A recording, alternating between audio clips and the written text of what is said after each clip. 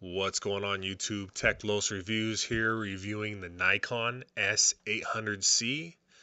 This is a digital compact camera that I picked up. I wanted to actually get the Galaxy camera. It was a camera that I had been looking at, but someone like myself who's into photography, who has a DSLR, it just wasn't ideal to get the Galaxy camera because of the price tag on it. I have a flagship phone. I got the DSLR. I did want a camera that was in between, sort of a point and shoot bridge for me to be able to upload to Instagram, to upload to Facebook, and also to use automatic backup by Google Plus. So we're gonna do a quick unboxing here, and I'm gonna give you the specs of this camera. Obviously, you got the warranty program coming out of the box and all that paperwork that we don't really care about. This is a 16 megapixel camera. It's got a 3.5 OLED screen on the back, and it's actually got a CMOS sensor.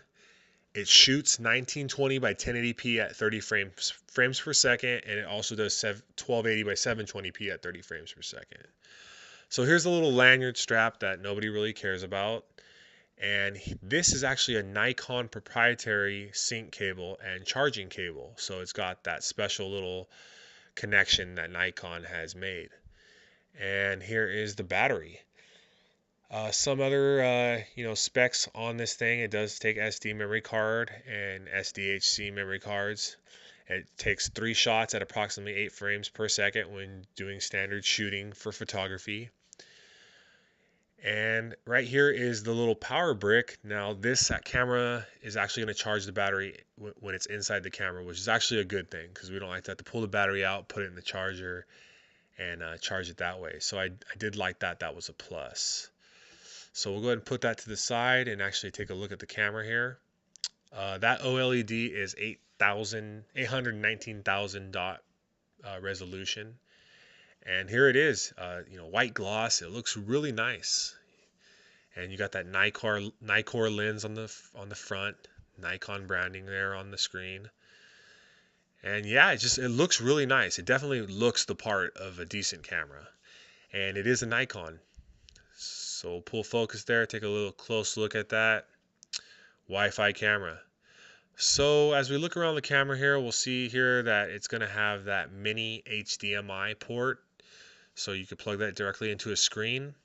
And next to it is going to be where that proprietary connection is for charging and syncing. Metal thread for putting it on a stand. And this is where the battery and the SD card go. So we'll go ahead and put the battery in there and start it up for you.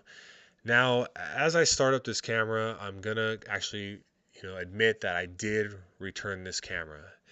And there's a couple reasons that I'll cover over why I returned it. Now, I'm letting you know that because I'm not gonna do a full review based on the fact that I just returned it. I didn't like it.